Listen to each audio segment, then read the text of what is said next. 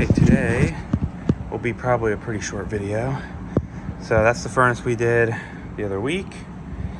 This is the water heater I recommended we replace, and today we are replacing it.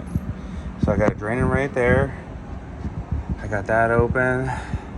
We got the electric off. We got to do that, but this is just like, this is all tape and whatever. This is all shit here. I didn't even realize there was a T here until I took all the foam off. But luckily this company has a shitload of ProPress stuff. Oh. So I got my Ridgid ProPress gun. My 1/2-inch jaws right there. I have all the fittings I need. I actually didn't even know I needed this T. Luckily I had one on the truck. We don't use the plumbing side of stuff that often. We have the jaws for the refrigerant stuff. So I had to pick up copper, rest of the stuff, valves and all that we picked up. But and then our guy's shorter. We got a nice pan, plastic pan for it. If it focuses, there we go. So we're just draining it now, and then after we're done with this water heater, we have to go and put in a air scrubber. So today is pretty much like little stuff. But yeah, this should look good when it's all done.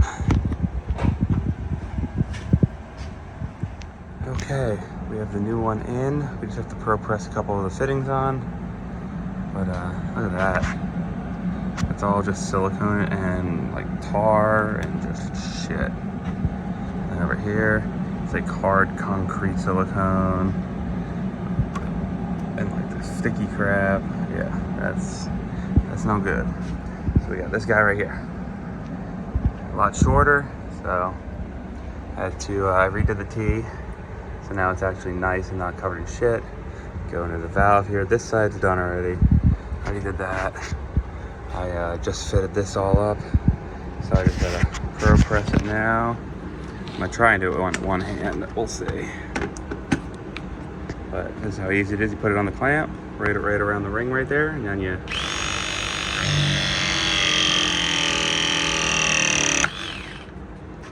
there it is. There it is. Perfectly in there. Should not leak if it's pushed in all the way and done correctly, but yeah. This makes doing water heaters 1,000 times easier. So all I gotta do is just finish piping it up and trying to keep the pipe straight. I mean, everything in here is very, yeah. So, but yeah. We get this done, head back to the shop, and then do the UV light. Okay. We got that all done. Water's in the tank now. It's filling up. I just added the emergency guy here. You know, a couple inches above the ground there. This one, actually, they didn't put one on.